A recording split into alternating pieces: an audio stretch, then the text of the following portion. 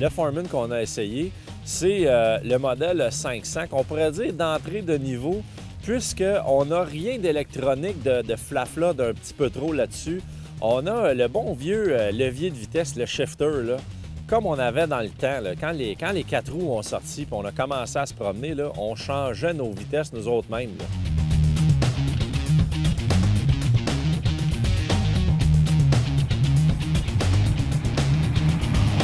Le Foreman 500, celui qu'on essaye pour vous aujourd'hui, c'est vraiment le Foreman qu'on pourrait dire de travail. C'est pas un modèle qui est vraiment spécifiquement développé pour la randonnée, puisque c'est un quad d'entrée de niveau dans le niveau des 500. Sachez que dans les 500 cc chez Honda, on a plusieurs modèles pour accommoder vraiment tous les bourses et surtout pour y aller de votre choix selon l'usage que vous faites de votre quad.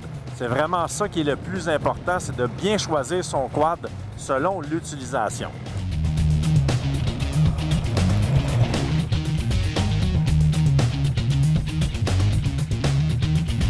On parle d'un moteur de 500 cc. Ça peut sembler un peu pas assez pour certaines personnes. On le sait qu'il y a comme une guerre des manufacturiers de celui qui va faire le plus gros véhicule. Par contre, dans l'utilisation de tous les jours, 500 cc, c'est vraiment amplement. Ça va nous amener du point A au point B très facilement. La vitesse de pointe est déjà plus élevée que ce qu'on peut se permettre dans les sentiers. Donc, c'est un véhicule qui va nous permettre de faire tout ce qu'on a besoin en grand confort et surtout, l'avantage d'un 500 cc, ça va être plus économique qu'un 700, un 800 ou un 1000. Donc, c'est un véhicule pour l'utilisation normale en sentier ou même pour le travail qui va vous en rendre vraiment pour votre argent.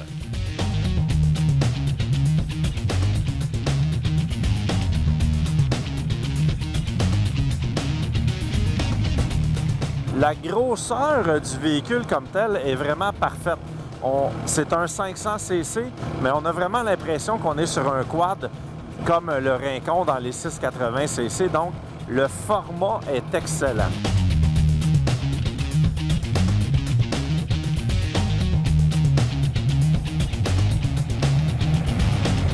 Le confort et la position de conduite est vraiment agréable. On est très bien assis, la prise en main des poignées sont excellentes.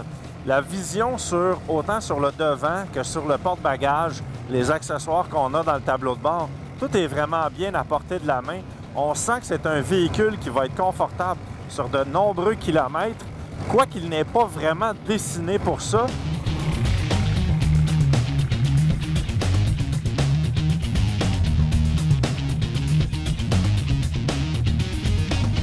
On le sait que l'avantage d'avoir un quad, un VTT au Québec, c'est de pouvoir s'en servir les 4 saisons premièrement et dans tous les environnements possibles. Un Foreman comme ça va être utilisé beaucoup pour les gens qui vont travailler en forêt ou sur la ferme. Donc, le 4x4, c'est vraiment un must. Encore une fois, pour y aller dans la simplicité du véhicule, on est allé avec tout simplement un levier pour embrayer le 4x4, comme dans les bons vieux pick-up où on avait juste à tirer sur le bras pour passer de 2 roues à 4 roues.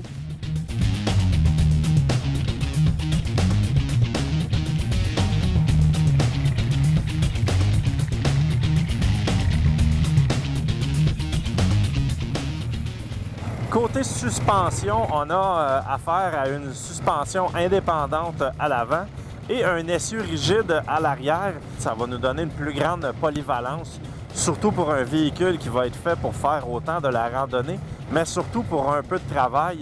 Laissez-moi vous dire que la stabilité d'un essieu rigide est rien comparé à une suspension indépendante.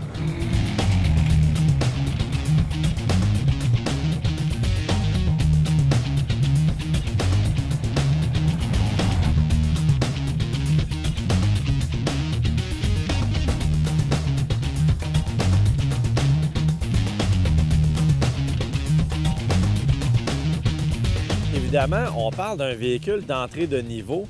Par contre, il ne faut pas se tromper, ce n'est pas un véhicule qui est nécessairement cheap. C'est un véhicule qui a un très beau look. La finition de Honda a toujours été reconnue depuis plusieurs années. Donc, c'est un véhicule qui a l'air beau, qui est beau et surtout qui est bon. On parle quand même d'un cadran digital. On n'a plus les vieux gauges analogues, là. On parle de speedomètre avec un compteur digital. Ça reste que c'est un quad, un 4 roues qui est vraiment des plus complets et qui va vous en donner amplement pour votre argent.